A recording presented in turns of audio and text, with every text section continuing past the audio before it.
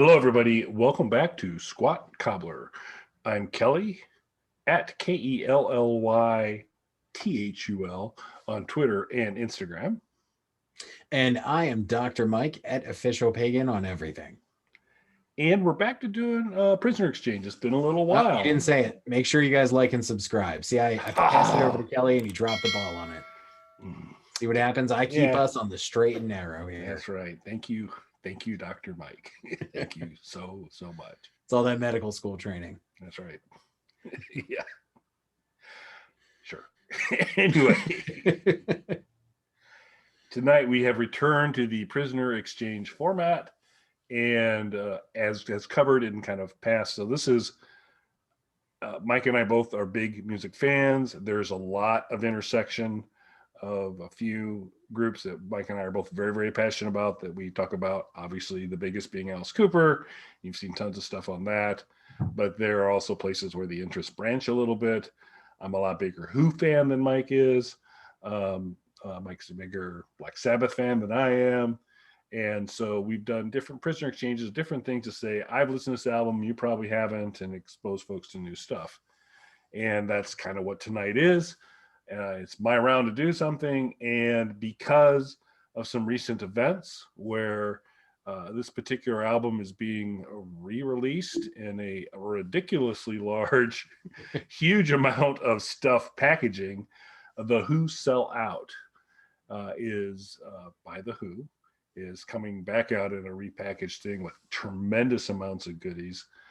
And given the incredibly hard research that Mike and I do, the general list price for this new package, repackaged, super awesome, The Who Sell Out package is read below. So there it is. It is also available if you guys subscribe to any of the streaming services.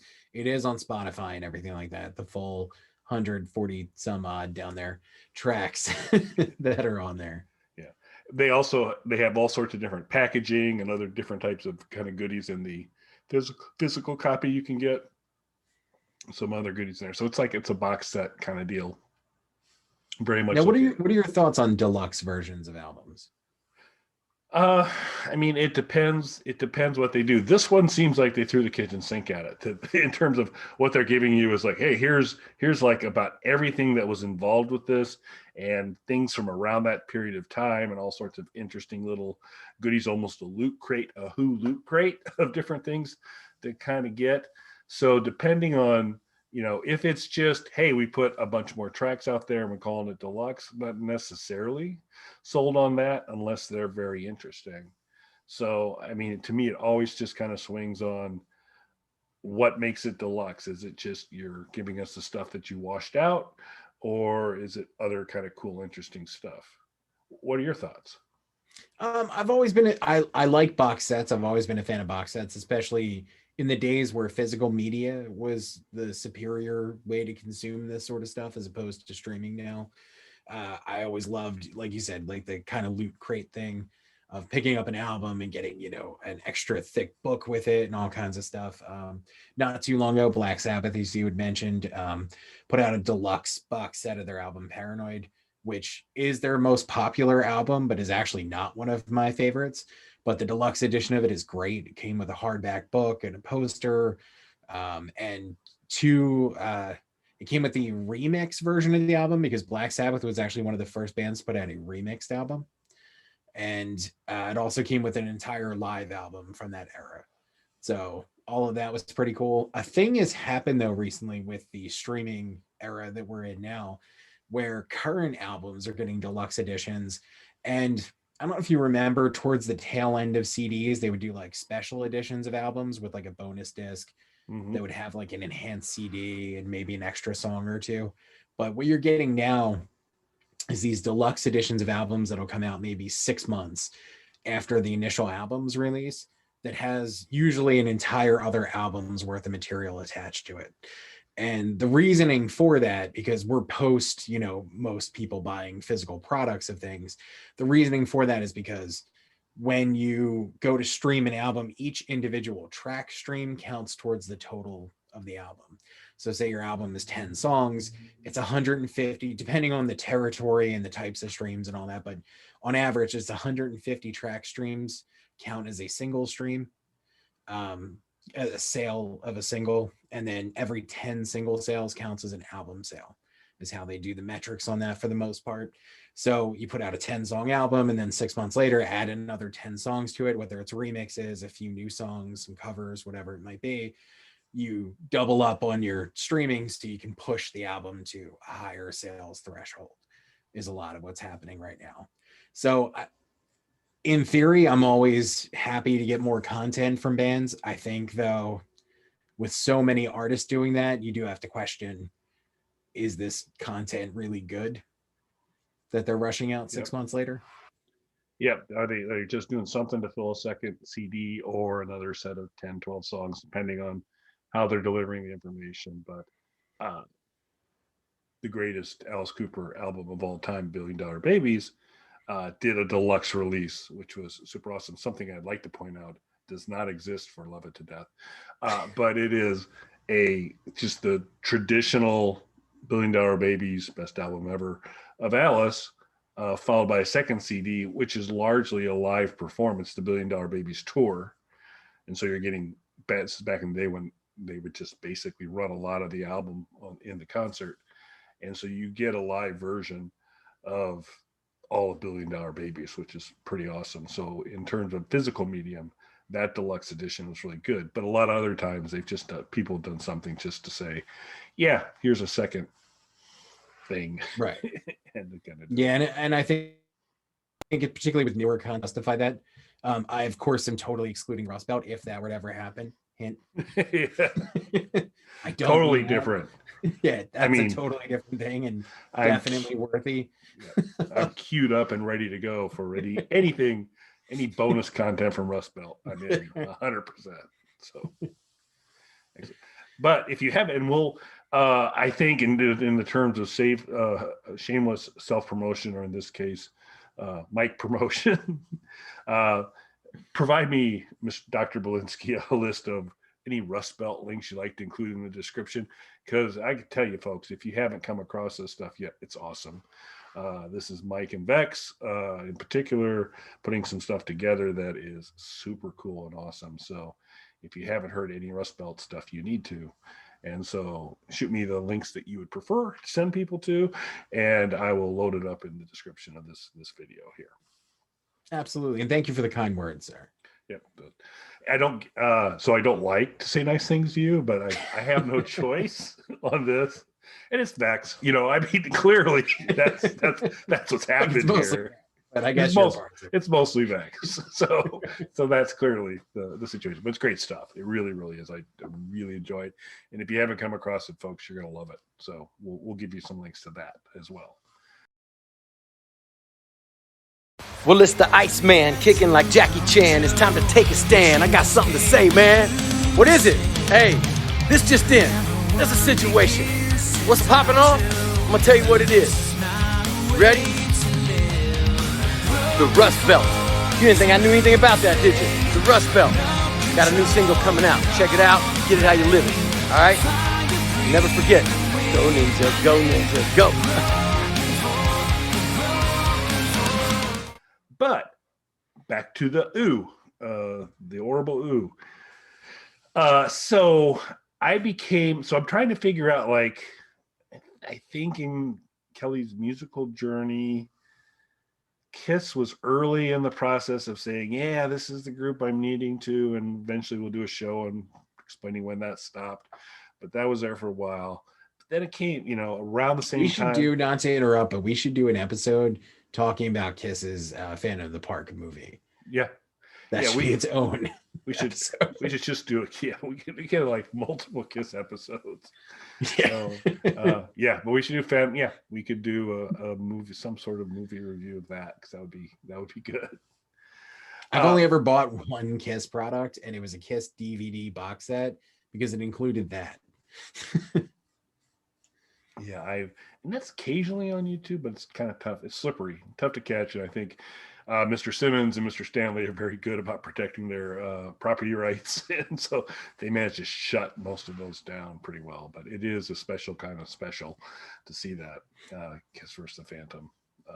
Wow, yeah, we should definitely do a show on that. Yeah. But around that time, so but kind of I'm liking Kiss, and that's pretty cool. But also in parallel to that, began to get very interested in the Who.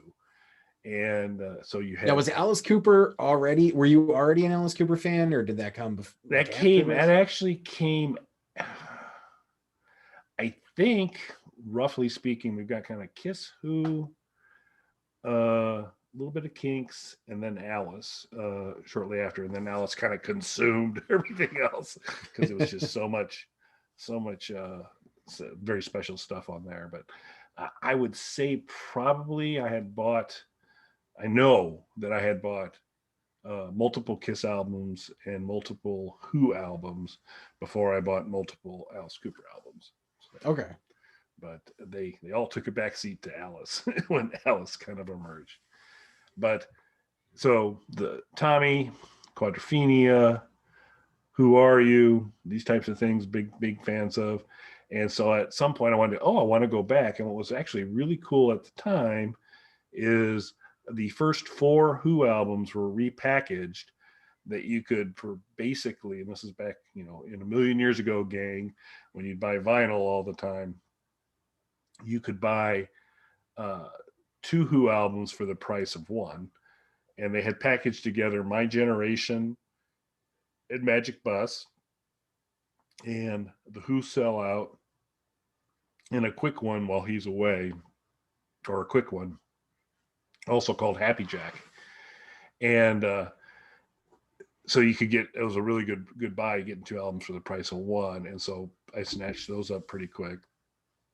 I like My Generation and Magic Bus, but then I got exposed to a quick one, which is super cool, a very great album. And then I think of these first 4 Who albums, the most kind of artistic and interesting and groundbreaking was the Who Sell Out. And it featured very uncomfortable photos of the band, either sitting in baked beans, applying a large amount of deodorant, a acne cream, and I forget what the Muscle Man one was, but there was John Entwistle as kind of a guy in a leopard leotard kind of thing. So it was kind of weird. They're all kind of a little creepy in terms of photos, but it was very pop art. And it was this idea of pirate radio, which is something in America we're not as familiar with. It's, I guess, super big in England and a big topic, but it was this idea of kind of pirate radio and commercialism and the Who selling out. So kind of a double entendre of selling out in terms of big sales and concerts, but also selling out in terms of commercially. And they had actually, I think, done something for Coca-Cola, which in this new 1 billion song repackaging, I think we get a little look at that. But this was kind of a parody of that, of the Who selling out. And of all of those original 4, I keep coming back to how really enjoyable the Who Sellout is on a lot of fronts. It is, and this is kind of ebbed and flowed. It does feature 3 John Entwistle fans, and on all of the Who, Keith Moon and John Entwistle are my favorite members of the Who. I'm a big John Entwistle fan. Not Pete Townshend? Not Pete Townshend, because Pete Townshend is a brilliant composer and a horrible human being. and so we will want to read it. And in case we ever start to fade away from that structure of incredible artistic talent, horrible human being, Pete's nice enough on a regular basis to provide a little input to say, oh yeah, you're just like horrible. You're just not a good, gifted, talented, brilliant, horrible. So let's just take that little sidetrack now before we get into it. We'll include a link to this as well. Apparently Pete, who, recently, fairly recently had said, totally carried the Who. Everything was good about it was me. Dragged these guys along barely. They were just anchors on me. When you think about greatest drummer in the world, greatest bass player in the world, and a darn good vocalist. Thanks, Pete. Good job. But so he did. He was the brilliance behind the Who, and the other people fatigued him a little bit. Now we learn that Pete invented guitar tech, which I did not know. So he has quite the high opinion of Pete. Yeah, it was reading his statements, it was a little bit Al Gore-esque. Yeah. Yeah, I think that's a really good parallel, because I think this kind of revisionist, I'm the thing behind everything is kind of a big thing for Pete. And I mean, for anyone who doesn't get that, especially like a younger listener, that's not a political statement.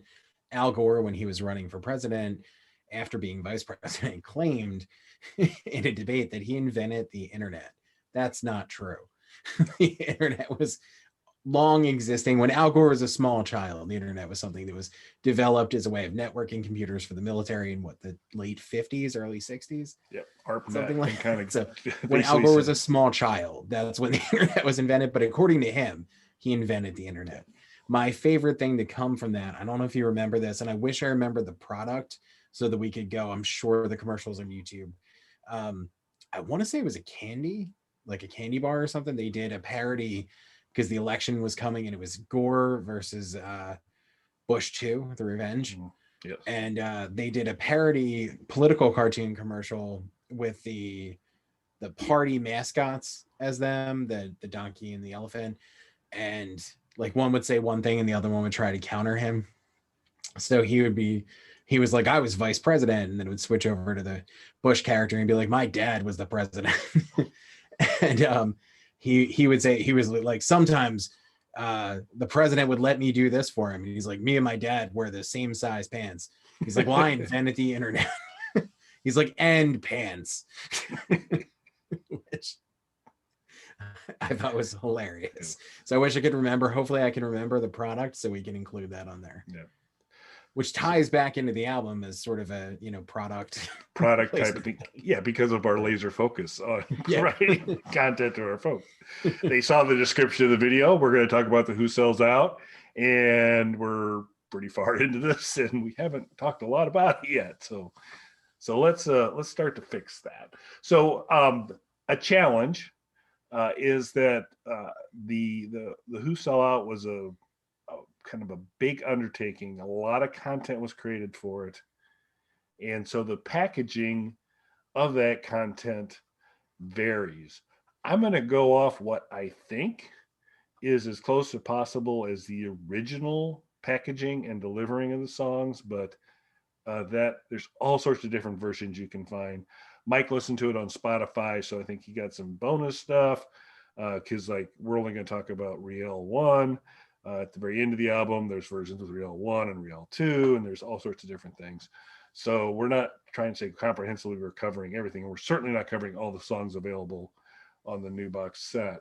But we'll talk through what was largely, when you buy that, either the Who Sell Out single album or when they packaged it with a quick one, what was on there.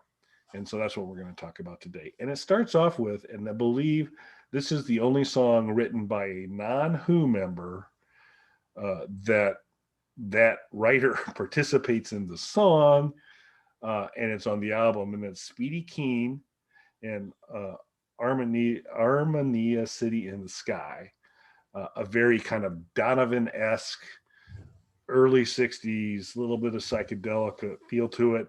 Before you actually kind of kick into that, there's a little bit of this pirate radio Monday, Tuesday, Wednesday stuff, which kind of kicks off this whole thing about the album, which is just this kind of blending of, are you on a radio station? Are you jumping between commercials and songs and all that type of thing? So there's a little bit of that at the beginning, and then this song comes out and it's Roger Daltrey and Speedy Keen kind of sharing the vocals on Armenia City in the Sky, which is, to me, not a particularly different than many of the kind of psychedelic songs at the beginning.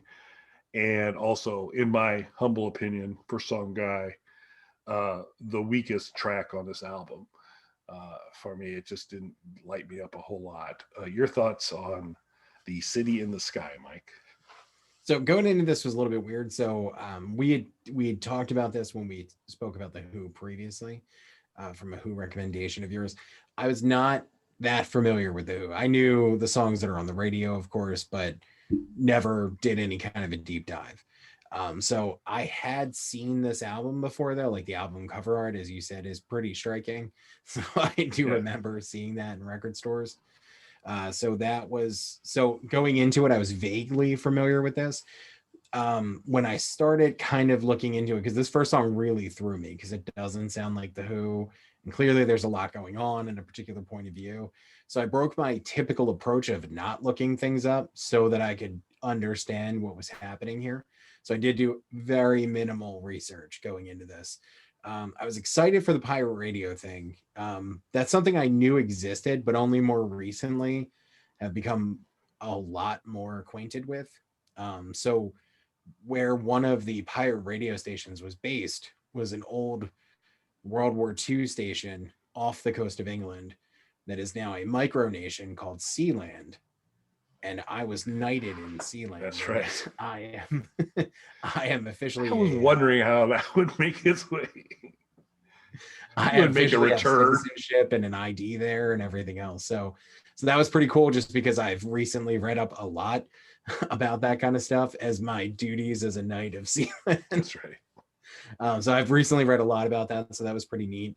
And the whole idea of this is kind of poking fun at themselves because they had done some commercial jingles and things like that around this time and were being called sellouts. So they decided to kind of turn that into this very theatrical kind of album. So it gave me a different appreciation for it. I think had I not known anything about the backstory and went into this, I would not have liked it because I think it just would have thrown me too much from my expectations of what a Who album was going to be. I do think this is probably the weakest song. Yeah. Which is tough as a first song guy, but they win me back right away. Because we roll right into Heinz Baked Beans by John Entwistle. And he actually handles the duty on several of the commercials on this, and this is the first one there. And it's short, it's jingly, but it is just kind of a little commercial. And I mean, like I said, this is you're exactly right. This is not a typical Who album.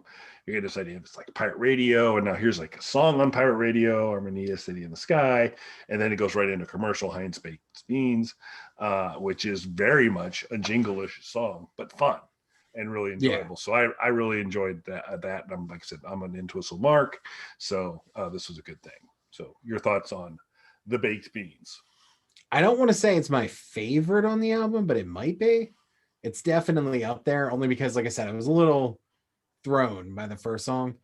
Then once I knew kind of what the theme of the album was, I'm glad I stopped after the first one and looked up kind of what was happening here, because then I really appreciated this, and it kind of really put me in the right mindset to enjoy this album. So this was almost like, for my listening experience, the first song, really. Since I had no idea what was happening on the actual that first track. Was just it was weird, but I mean, it kind of fits into the theme of we're a radio station, we're playing some different things, and that's definitely different there. But now we start to enter Who territory. The inventor of guitar tech, Pete Townshend, takes back over, and we get Marianne. He's back over from that other person he allowed to be on the album. He carried on his back the entire time. The guy that wrote my favorite song on this album, which is coming up. But he did that. So Marianne with the shaky hands, which is for Who fans, something folks are super familiar with. Great early Who sound to it. Just like I said, it's just kind of a archetypical early Who song. Super fun, clever. Again, to the point of Pete's a tremendous songwriter. And so it is of the era in terms of sound, but Marianne with the shaky hands is a pretty good song in my opinion. Your thoughts? This is where as you kind of touched on what I was expecting, I guess. Like this is where it sounds like the Who for the first time on the record. So this is kind of where I expected to start. So I enjoyed it. I'm not sure if I had heard this song before, but it did sound very familiar. I couldn't say 100% for sure, but sounded familiar. You could almost hear like, oh wow, did Pete Townsend have somebody else tune his guitar for him? And is he the first person to ever do that? You know, you could almost hear it. Yeah, exactly. So it's amazing stuff. And so there we move into another commercial, Odorono, which I assumed was 100% made up. That was an actual deodorant product. Odorono. Was it really? Yes.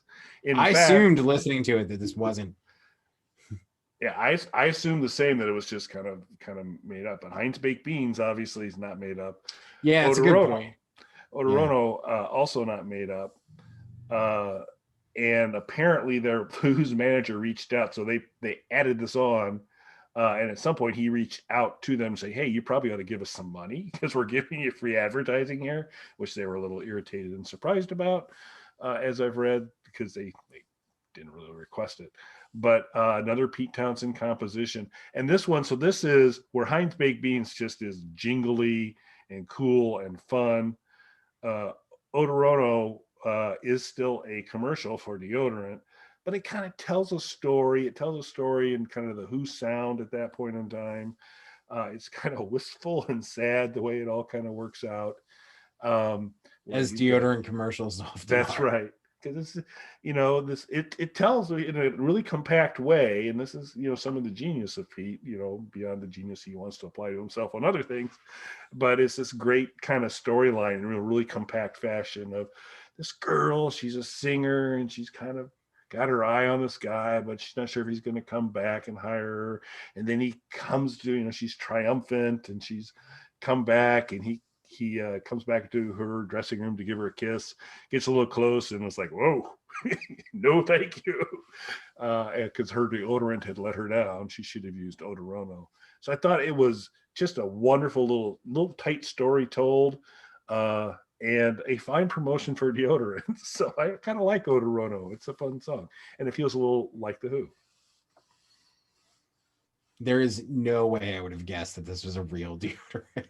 Yeah, I'm going to, and we'll, as the captions indicate below, whether Kelly was accurate or not on actual product, but what I've read, it's actual product. So, but as you see below, this is the actual answer.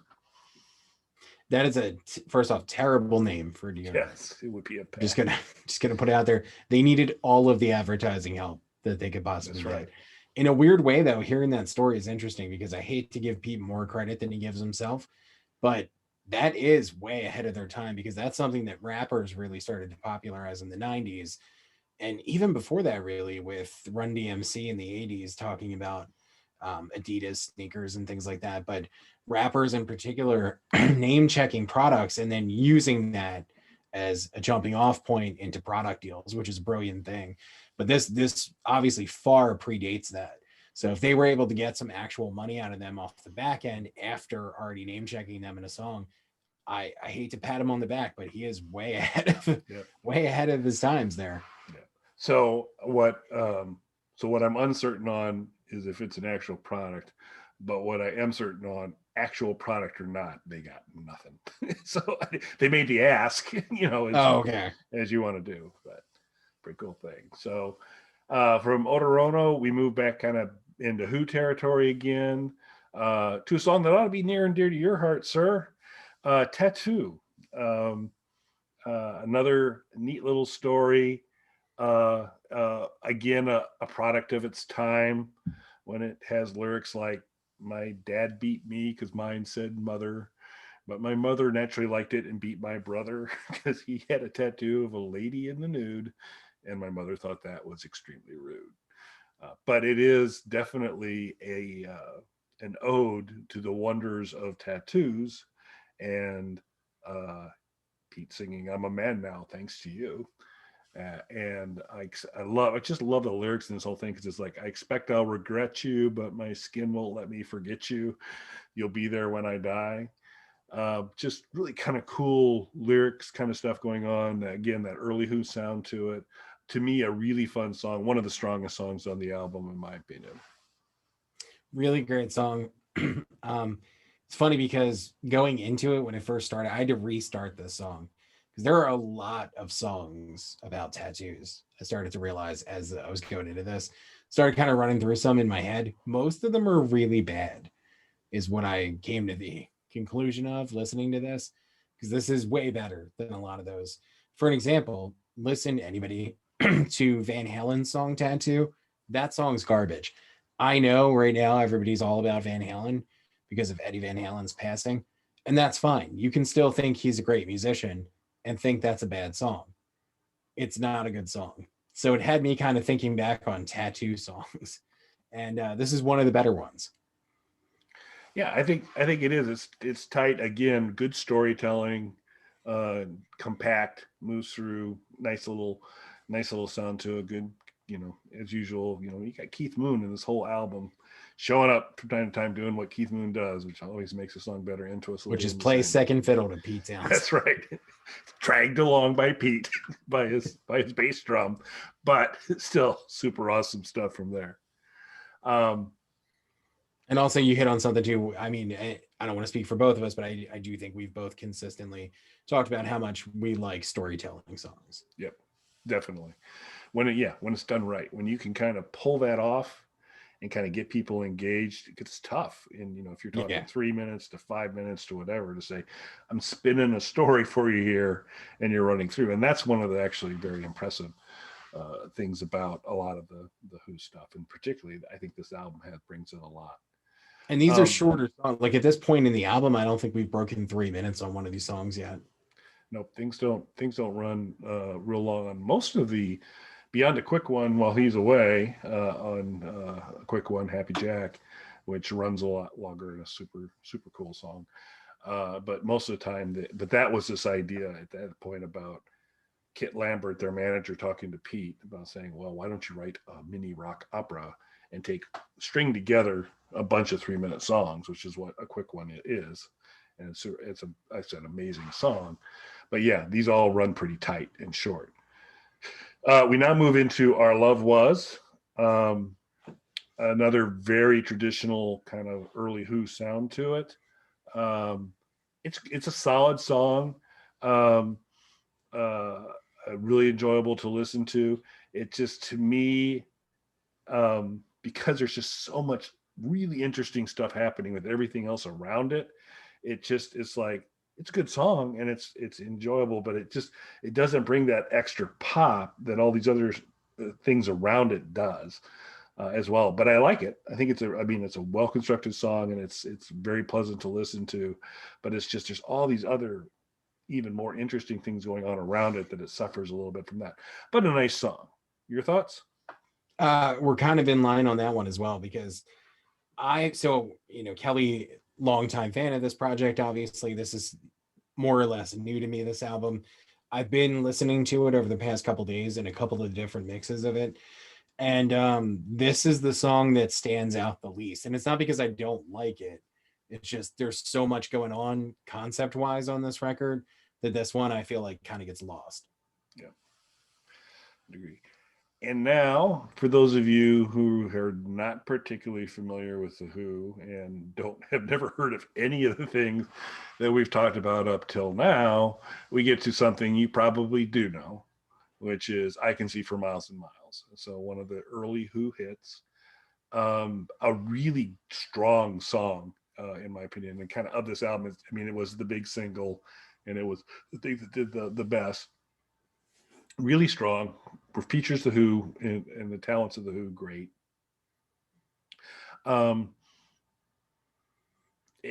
Ultimately a grim story. If you really peel back, I Can See for Miles and Miles. It's not a happy story, but it's a great song. And a classic by the Who. So this is the big one on the album. And it did really well on the charts. And it's a really good reflection of what the Who's all about. It's kind of like the Who's I'm 18 or those types of things. That's like, hey, that's the Who, and that's all what they're all about. So your thoughts on I Can See for Miles and Miles? So I had heard this song before. It is interesting you mentioned it kind of being a darker song. I do think I don't know if it was the era, because I'm sure you could now as long as it was a catchy enough song. But I think when you look back on music from this time, people were willing to accept in pop music and popular music that was on the radio this sort of darker storytelling in songs. You had this, you had Black Sabbath, you had Alice Cooper, that all sort of dealt with darker stuff. And even something like, I mean, this is a little bit of a stretch sonically, but look at the Beach Boys. Once they moved out of the surfing songs, a lot of the stuff got weird and melancholic and talking about dying and growing old and all that kind of stuff. But they were still getting as much radio play and the songs were still catchy. Mm-hmm. Yep, definitely. Yeah, and I can see. I mean, you always want to work in a Beach Boy reference. So I have job. to. Yeah, it's in my contract. Yeah. So that ends side one. Obviously, a lot of stuff going on side one, but we got a whole second side to go through. And it starts off with "I Can't Reach You," which again will be kind of in the vein of early Who sound, early kind of Who mojo going on. Stronger to me than some of the previous tracks that are kind of just in this space on there. So I think this one's interesting. Again, it's it's just kind of a more straightforward song on there, but I think a really well crafted song and enjoyable. So I think it's a great way to start off side two. Yeah, strong start to side two. And it is interesting because, we're talking about the original vinyl release and we're both vinyl guys. With vinyl, the one thing you do kind of lose a little bit with CDs and definitely with streaming is the sequencing of an album and how important that used to be, especially when you had to actually flip over a record or turn a tape over to the other side. So in a way, this is the first song, and it's a much stronger first song than the actual first song to the album was, in my opinion. Yeah, I almost to some degree wish they had flipped on the track listing and taken "I Can't Reach You" as to be your first exposure to this after the little pirate radio stuff, and then to this Armenia City in the Sky at to start off the second side. It probably would have helped both songs a little bit to me, but so I know we are not qualified to provide Pete Townshend insights into anything. But if it was me, I'd have flipped those two songs. Pete, sorry. So if you're listening, and we know you are, So at some point you come up and say, "Well, I invented Squat Cobbler." This is kind of the things that went on there, which you're welcome to have invented Squat Cobbler. So then we're back to my good buddy, John Entwistle, Medak. So he's always been the most humorous songwriter of the Who by a million miles and miles. And this is John showing his stuff.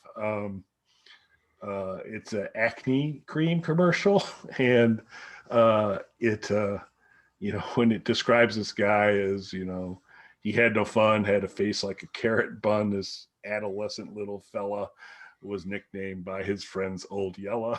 It's just there's just so much fun humor kind of cracked into this, and he ends happy because at the end he uses Medak and his face is clean as a baby's bottom.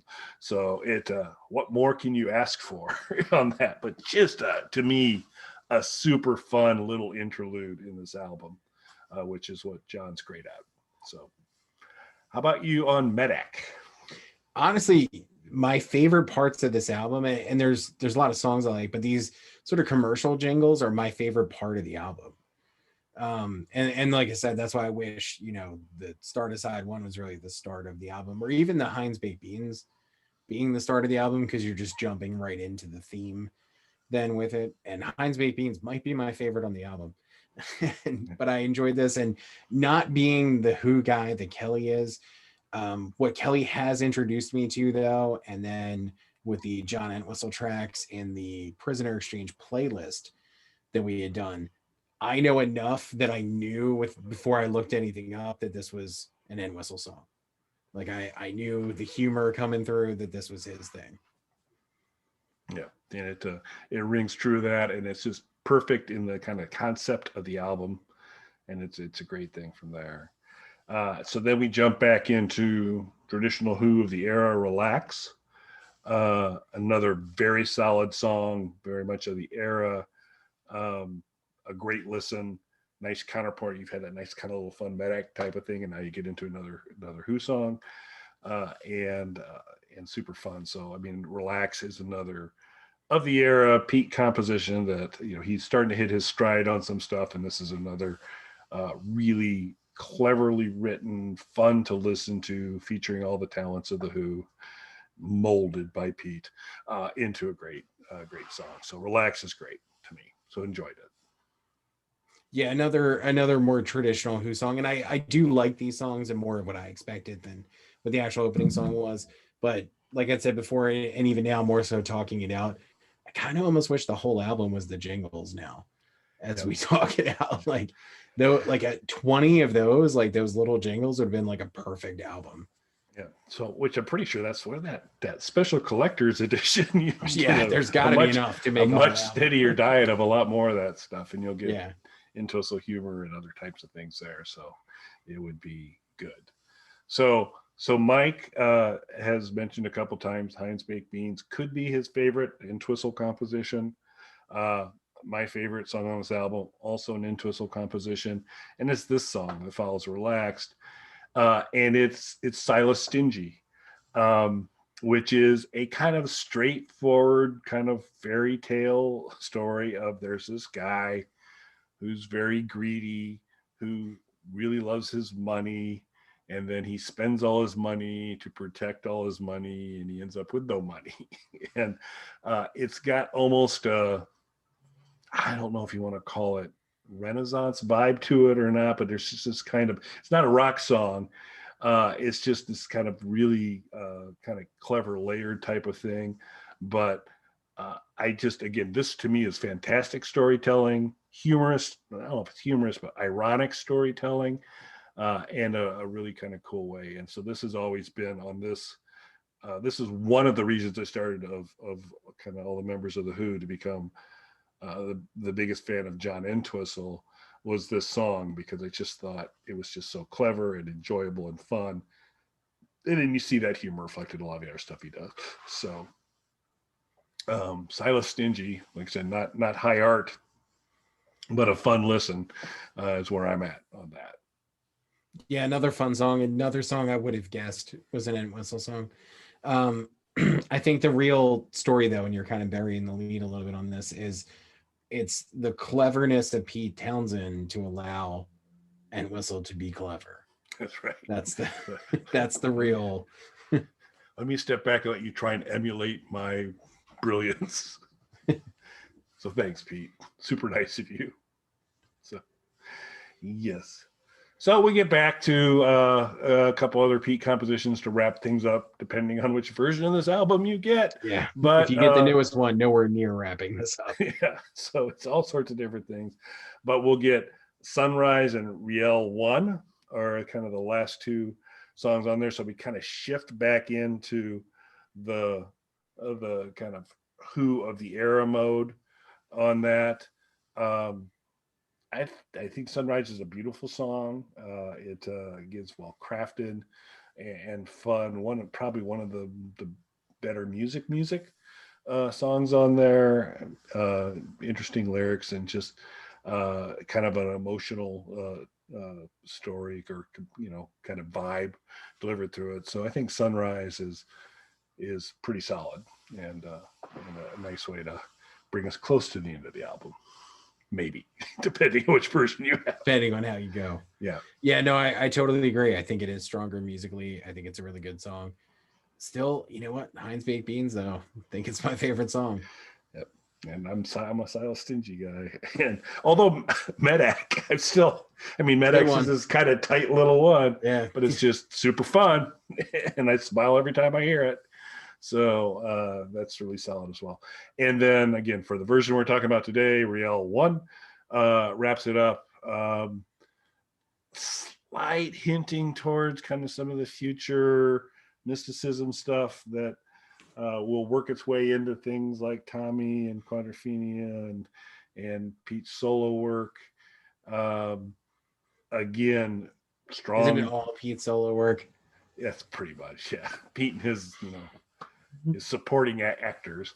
But it's super, again, a solid finish. I mean, I don't want to really say more of the same, but it is, I mean, it's very much in the family of a lot of the deliveries here, but another well-crafted, super fun to listen to, well-composed song, and reasonable. I mean, as crazy creative as this album was, I mean, I almost expected something like really crazy at the end to kind of cap it off. And so you're just like, oh, and we're done. And so that was interesting on that front. But like I said, it's again a very solid song. He's a very gifted songwriter. These are good stuff. Sunrise and Riel 1 are awesome. And so, but I like Riel 1. Your thoughts? So this isn't the song's fault. This is more my expectations of it. I thought it was a really strong song, but Kelly hit on something, especially on albums of that era, where as great as Kelly and I are first song guys, and that first impression to kick off the album, there's a thing that happens on albums of the era where I feel like the last song, they kind of always go crazy. You get a lot of last songs that are really long or more experimental than some of the other stuff that are on the records, especially albums of that time period. And on an album like this, you kind of expect it to go crazy at the end, and something weird and wild is going to happen, and then it doesn't, and it's just kind of a straightforward song. So my only letdown was my own expectations of it to be something different. Yeah. And again, we know Pete's listening, furiously taking notes on Mike and my recommendations on song for the order next deluxe edition. The next deluxe edition. Here's what you need to do, Pete. Take Medak, move it to the end. Make that rep. Finish this thing off with what you started with on the concept. You sold out. It's one of your strongest commercials. And it ends, Medak ends awesome. And there you go. And you're good. It's all fixed. There you go. Our gift to you, Pete. You're welcome. I'm sure you think it's your idea now. So, it's like I invented podcasts. Yeah, I invented Squawk Cobbler.